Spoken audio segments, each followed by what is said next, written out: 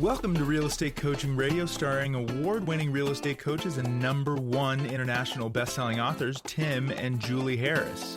This is the #1 daily radio show for realtors looking for a no BS, authentic, real-time coaching experience. What's really working in today's market, how to generate more leads, make more money, and have more time for what you love in your life. And now your hosts, Tim and Julie Harris. Welcome back. Today's podcast is Don't Lose the Listing, Top 10 Must Avoid Silly Mistakes that a lot of agents, even the experienced veteran agents, will make that will cause them to lose the listing. So, Julie, what inspired you for today's podcast? Well, I think most agents are buyer-centric and take listings now and then. And I think that that's gotten worse with fewer homes for sale. There's been fewer people wanting to list. So that just makes the skills deficit that much deeper. And I get a lot of these questions either after an agent doesn't take a listing for some silly reason. And, our coaching clients are all trained to find out in the unlikely event that that happens to them, to call the seller and ask why. And each of all of these 10, and there's probably more than 10, but all of these 10 can be an answer. And sometimes you fall into the trap of doing more than one of these blunders, and then you end up walking away not with the listing. Now, let's be clear. A lot of the things that you're about to hear aren't things that you'll necessarily hear from a seller as far as feedback as to why you didn't get the listing. But the other agent who didn't make any of these blunders took the listing because they didn't make any of these blunders. And a lot of this stuff you're going to hear is really kind of, unquantifiable in the sense that the seller won't say, well, I like Julie better than I like Bob for this reason. Well, you're going to learn in point number 4. It's because when Julie walked in the house and it was a no shoes house where no one wears shoes, Julie was conscientious enough to take her shoes off where Bob didn't, right? That little thing, a seller's never going to actually say it's because Julie took her shoes off. It was just because Julie showed a sign of respect in taking her shoes off. So a lot of these little finite points are the difference between you being successful as a listing agent and you not being successful as a listing agent. I want to start out with this one requirement for all of you.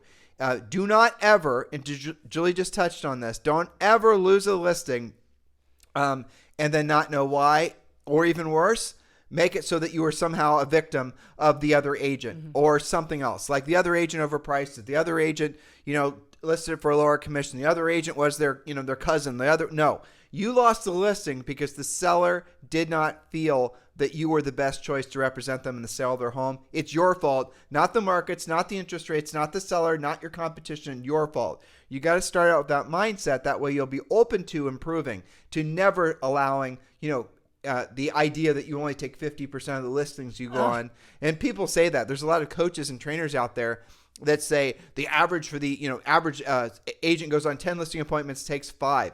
That's terrible. I mean, if Zoe came home, with straight 50% on all of her grades, Fs basically, you think I'm going to say, well, that's okay. That's normal. Yeah, no, that's not normal. If you're not taking, and I'll tell you what our bar is, every single listing appointment you're going on, you're making a mistake. You have to have success 100% of the time. Now, will that, is that sustainable? Maybe you lose one, but if you have the mindset that you're going to take every single one you go on, you're going to probably do that 9 out of 10 versus the idea that, well, it's okay, I take some, I lose some, and the universe wasn't delivering to me the blah, blah, blah. Don't accept that. Well, look at how much more seriously you take it if your personal standard is to win 100% of the time. Can you imagine a Navy SEAL who's basically saying, well, you know what, 50% of the time I aim, I shoot, I kill. We'll see how it goes. But if it's not, well, whatever. It's all good. No. Think about it. You could give lots of examples. Your airline pilot, your surgeon, even the vet. We'll see how it goes. You win some, you lose some. Michael Phelps, it's another damn Olympics, but listen, I'll win, half the time. What difference does it make? Exactly. You guys get it?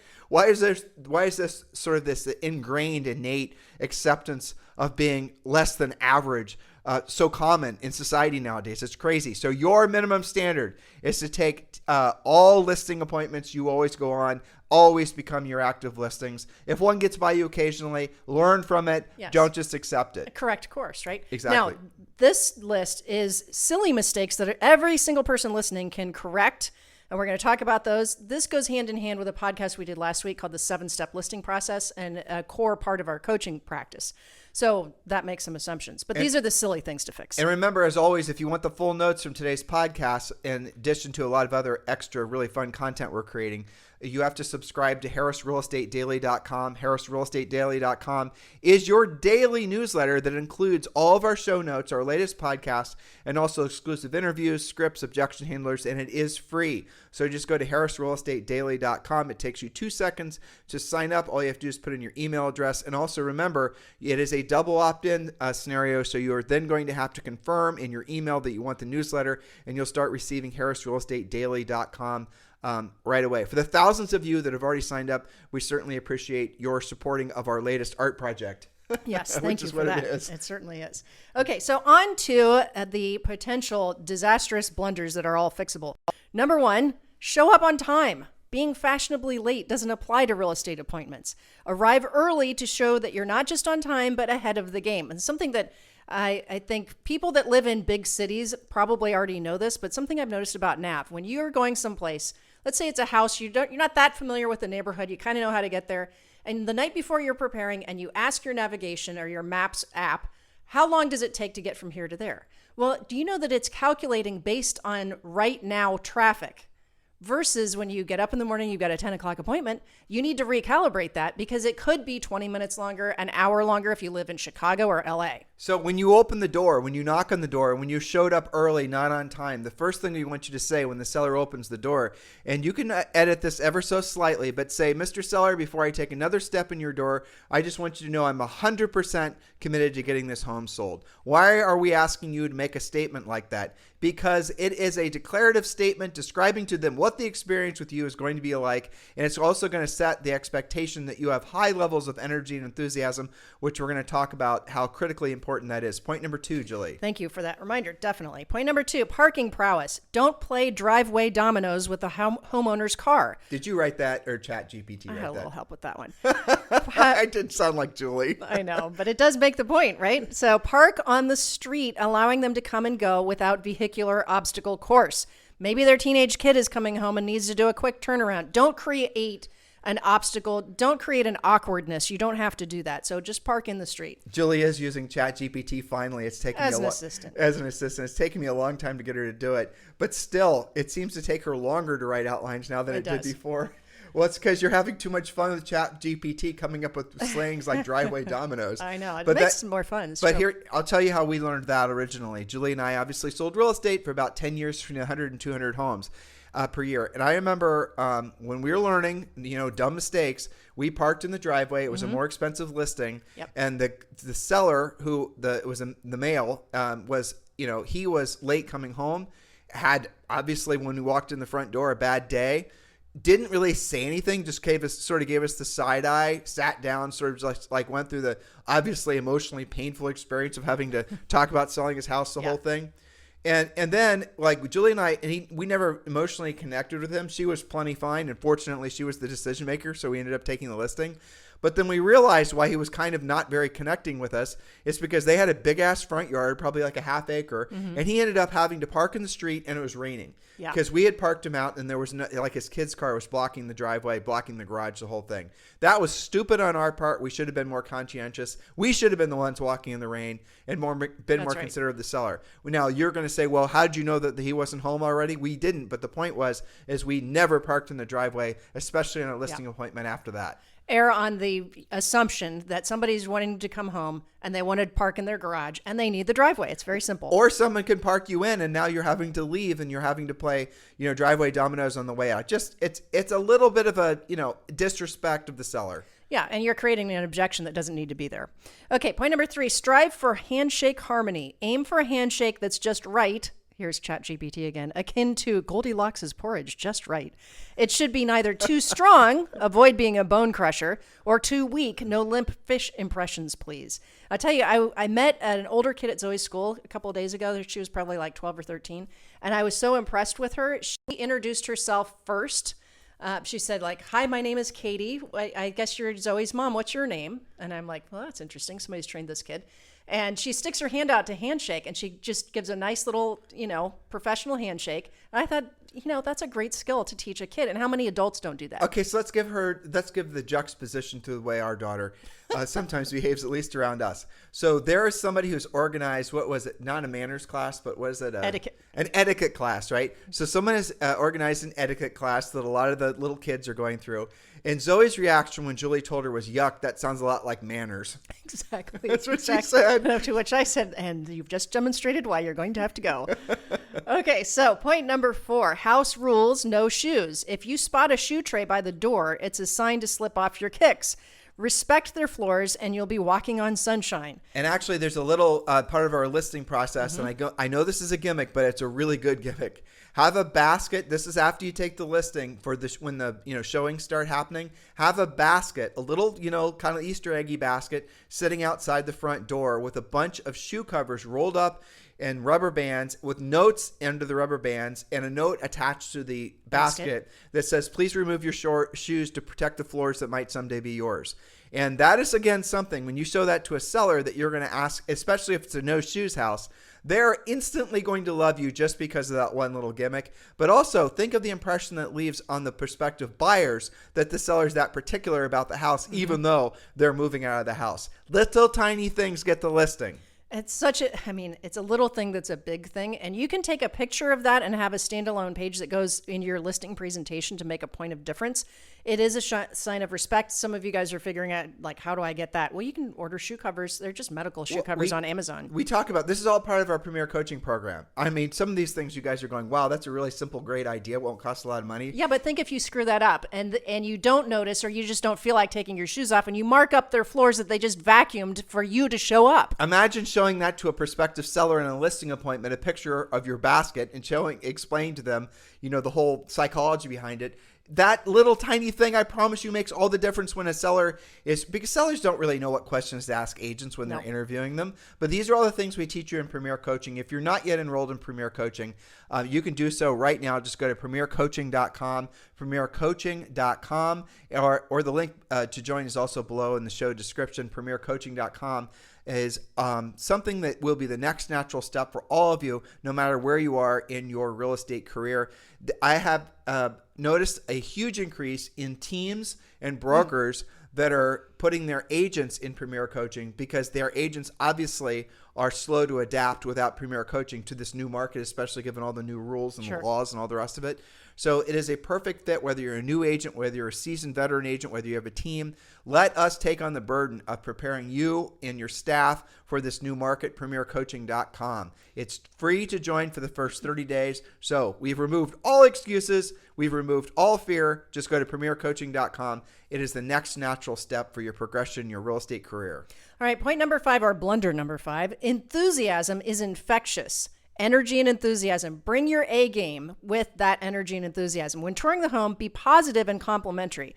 And I would say a related blunder under this category is when agents overdo it on trying to coach somebody on the staging of their house. Huge mistake. Huge mistake. Now, you think you're doing them a favor, but nobody really likes to be told what to do. And maybe that sofa that you said needs to go, or you need to put that in the basement, maybe that's like their favorite thing to, lounge around in at night, and you've just kind of inadvertently offended them. Julie just said something really important. She said 3 different things. I'm going to break it down to a single point.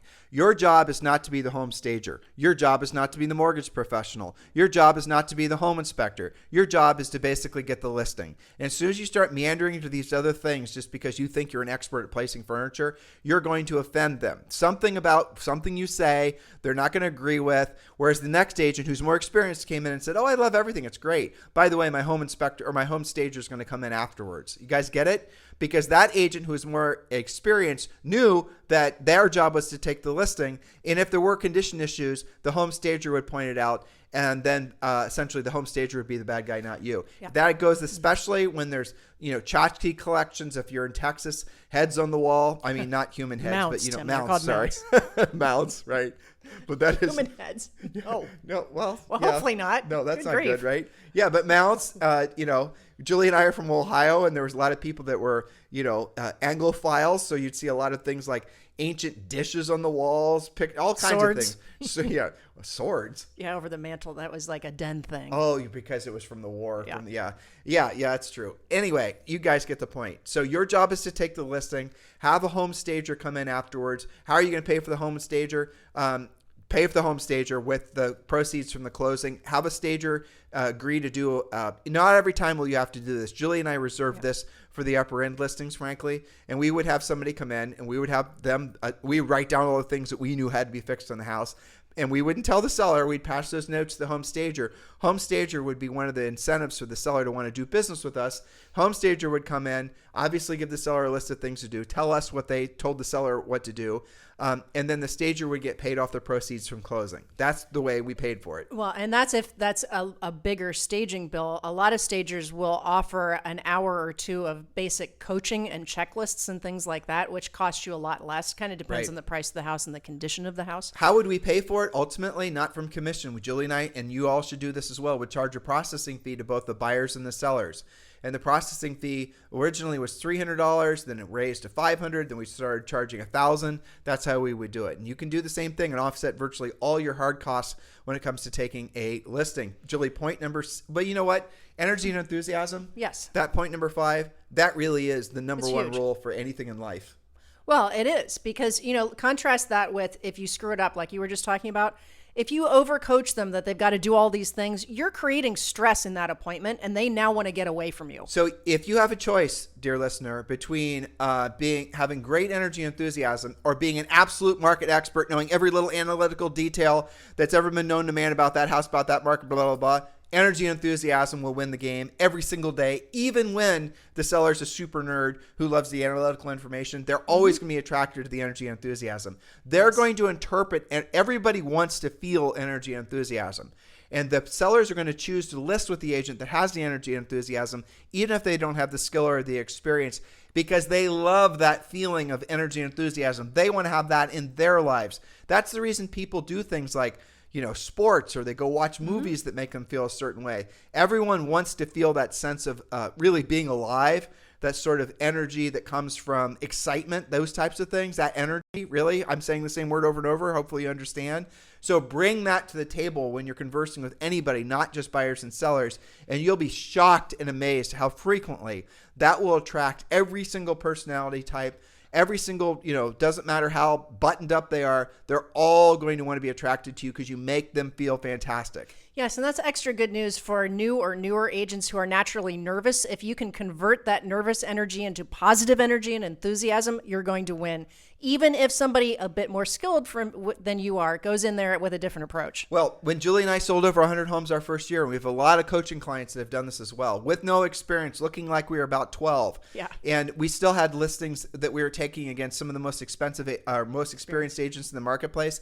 Why would the sellers list with us? Well, they would literally tell us because so-and-so showed up late, because so-and-so had no energy and enthusiasm, because so-and-so didn't look very professional. They were assumptive. They were assumptive. They were kind of arrogant. The perceptions of all these bad, attributes versus you guys showed up on time. You had lots of energy and enthusiasm. I believed that you would sell my house because of the energy and enthusiasm you had that would be, hopefully parlayed into more excitement on behalf of the prospective buyer. That type of thinking is what, there are no downsides that are assigned to you, no negative attributes that are assigned to you when you have great levels of energy and enthusiasm, but all kinds of negative attributes assigned to you if you're low level. Well, I'm just analytical. I'm just kind of slow talking and kind of mumble, and that's just who I am. And I guess I just won't be able to, I'll do blah, blah, blah. Okay, well, if that's how you're thinking, then don't be surprised if you have a very limited real estate career. Yes, and it is fixable too, by the way. Coaching, we can help you.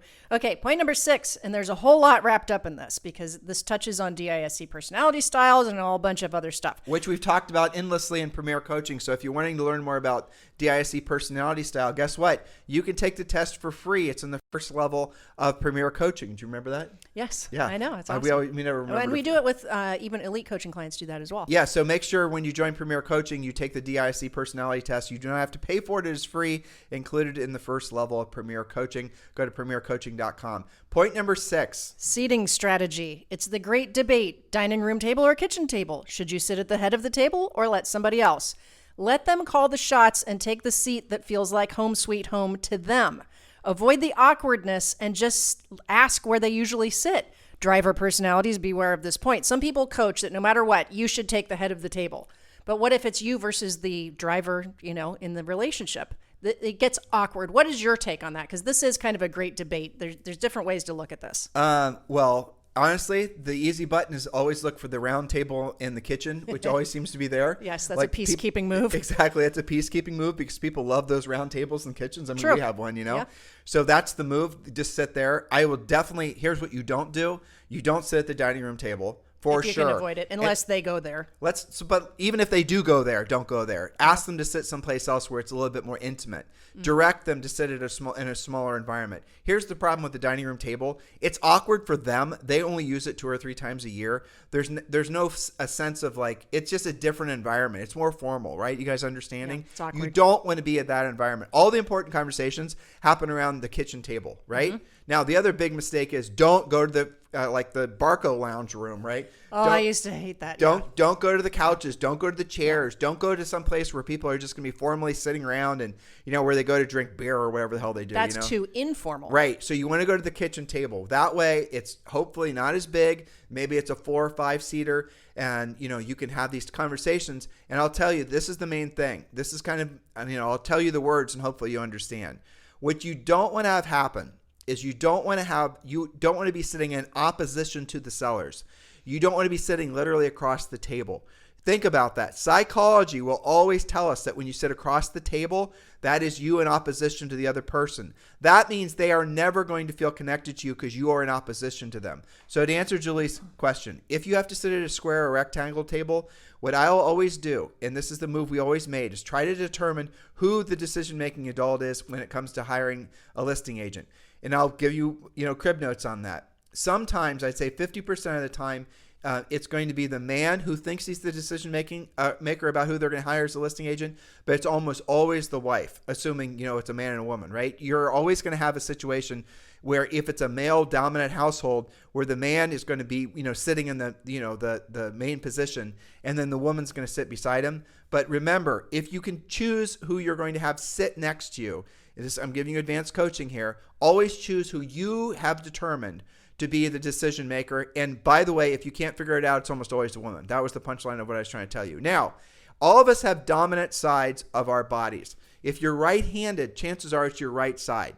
You're stronger on that side. You see better on that side. You hear better on that side. You lean into the right side. Most of you do.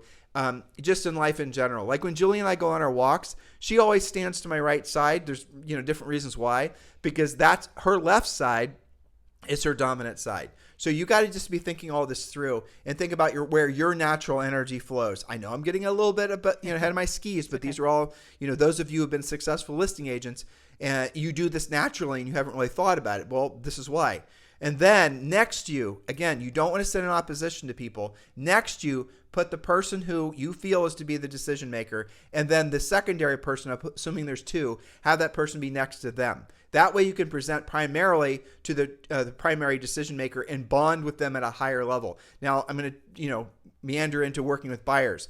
If you're working with buyers and you're, having them in the car with you, follow that same advice. Have the dominant person be in the passenger seat and have the less dominant person be in the back seat. And again, this is all part of our buyer agency training program. And have the backseat buyer, give them something to do so that they don't feel left out. And that could be long form MLS forms that they're going to be looking at as far as like MLS printouts from the houses. You're going to be showing them things like that. Mm-hmm. But I don't want to start talking about buyers now. The point is that where you sit at a table, the main thing is don't sit in opposition to the sellers. Try to avoid the dining room and do not be sitting in overly casual environments, because in overly casual environments, they're going to be used to kicking their feet up and not having serious conversations. True. Okay. And the dining room table, it's too formal. So head for the kitchen table if at all possible. Always, all these little steps make an enormous difference. I'm going to say this too. Mm-hmm.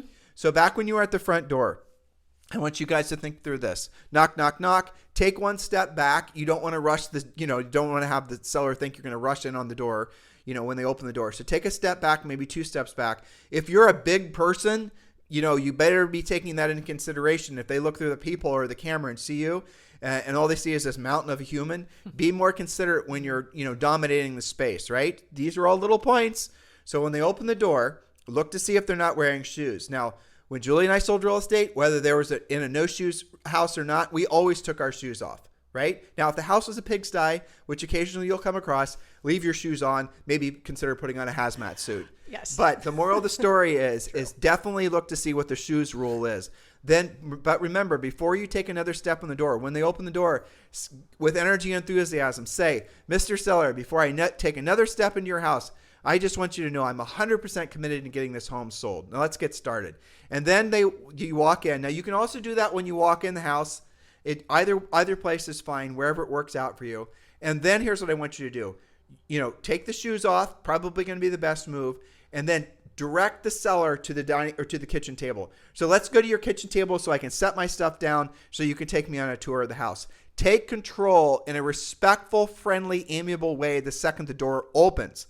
Don't wait for the seller to direct you. They don't want to direct you. They want you to be in control. Mm-hmm. All these little tiny psychological things are building confidence. You're not being too pushy. You're showing them that you know how to take control, not just of the experience of them, listing the house with you, but when the house is actually listed with you. One of the biggest reasons they want to list with you is because they want someone that's in control that knows what the hell they're doing.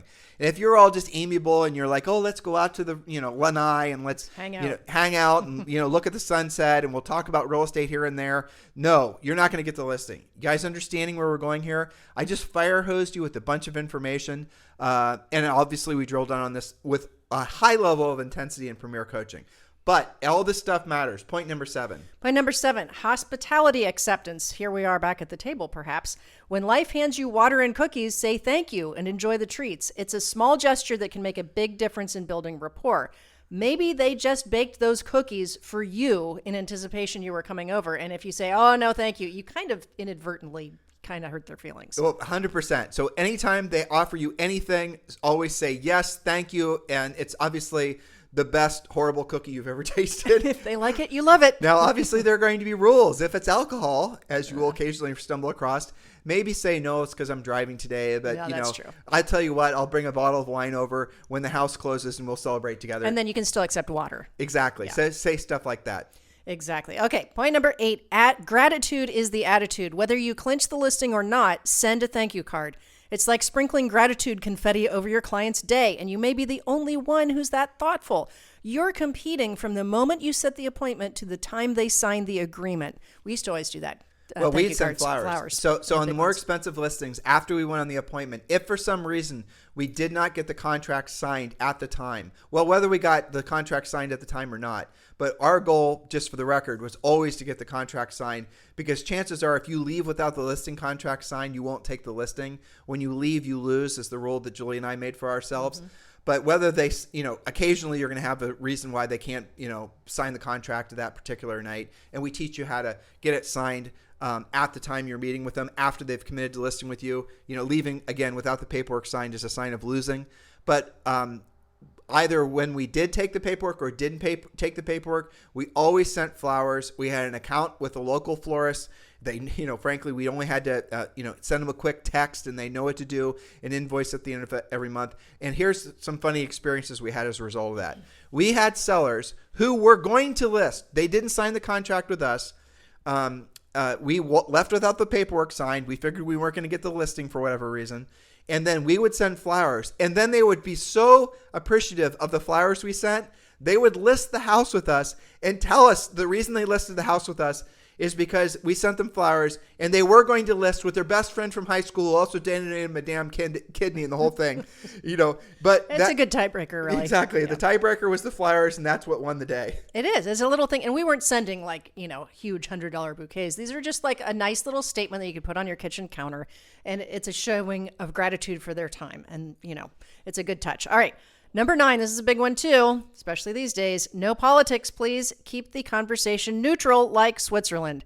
Avoid political minefields and keep the focus on real estate, not debates. There's just really no place in a listing appointment for that. Even if you live in a very partisan area, as fortunately or unfortunately most of the country is, do yourself a favor and avoid those conversations, because there's no natural way to go from winning their listing to talking about politics back to winning their listing. It's going to be an emotionally charged minefield. Julie and I, what we coach all of our agents to do is be Republicrats. Be a little bit of both.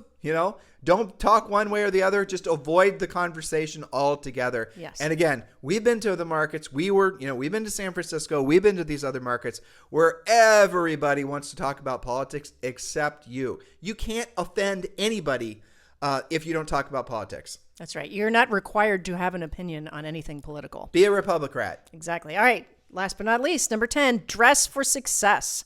Dress to impress, erring on the side of a tad bit nicer than your prospects. Striking the perfect balance between professional and approachable attire is key.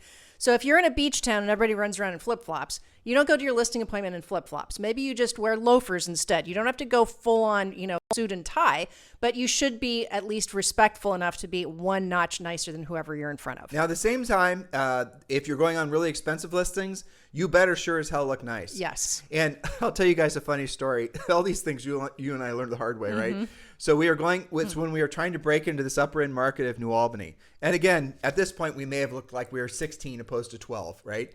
Yes. Okay, so we were in our, I'd say, late 20s at this point, and we were trying to list houses. We were going after a lot of expireds. That was our way to get into this more expensive market.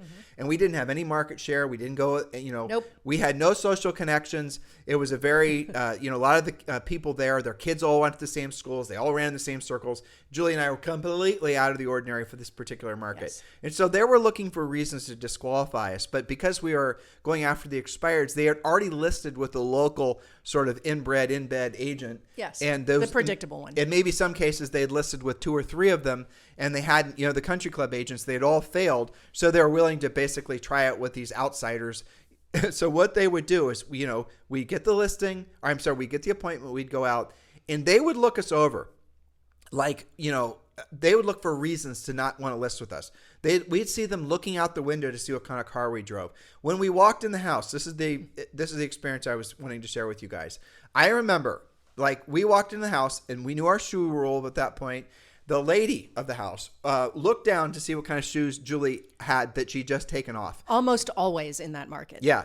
Isn't that crazy? Yeah. And they would look to see what kind of watch you had. They would look to see all these types of things. These are just little virtue signaling things. They'll let, essentially letting them know that you're, part of their pack. It's no different. It's no different than if you were living in rural North Carolina and, there's different ways that people show that they're all part of the same sort of extended community who share the same values and beliefs.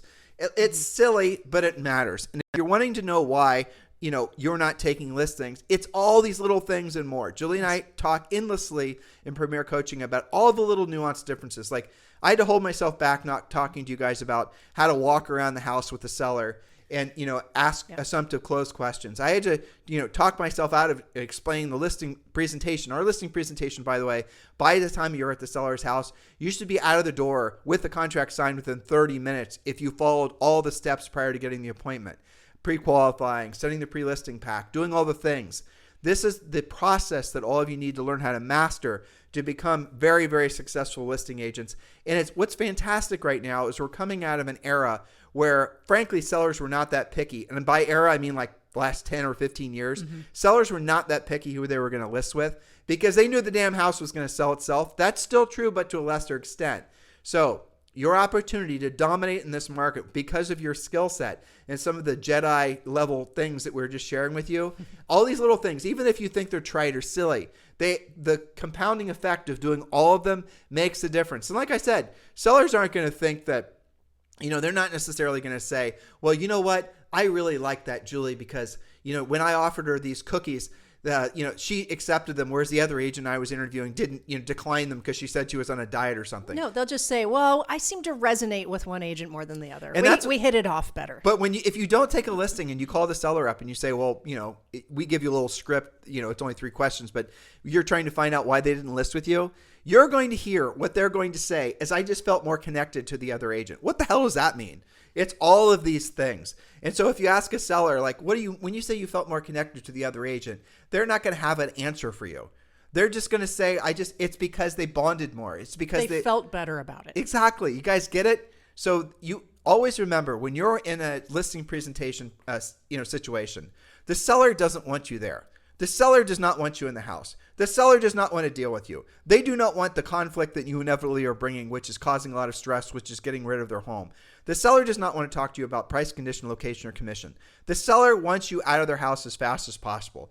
And what do? What a lot of inexperienced agents do? You walk in there and you act like it's all about you. You don't show any respect whatsoever because you frankly don't know that you're not showing respect. You talk about yourself, your awards, your golden retriever. You try all this fake bonding. You think they like that?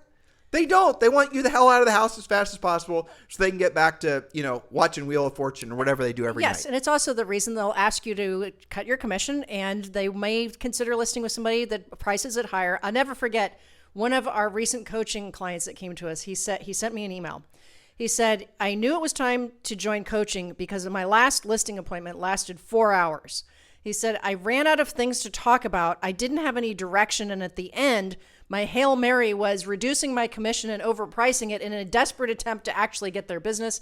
That didn't work. Now I know I need coaching. Well, but the truth is, Julie, I don't know if you remember this, but when you and I first started selling real estate, we didn't know what the hell we were doing listing appointments. No, of course not. And the way we came into our process was because we got really good at setting pre-qualified listing appointments, proactive lead generation, right. that we started going on 2 and 3 listing appointments a day. And we got more experience and we learned all of these things and we put it all together. And, the more you're out actually in the market, even if in the beginning you're not taking all of your listings, on your listing appointments, that's how you learn. That's how, we learned all this stuff. You talked about parking wrong, A smart man learns from his mistake. A brilliant man learns from the mistakes of others. That really is the bottom line. That's the reason you need to get into coaching.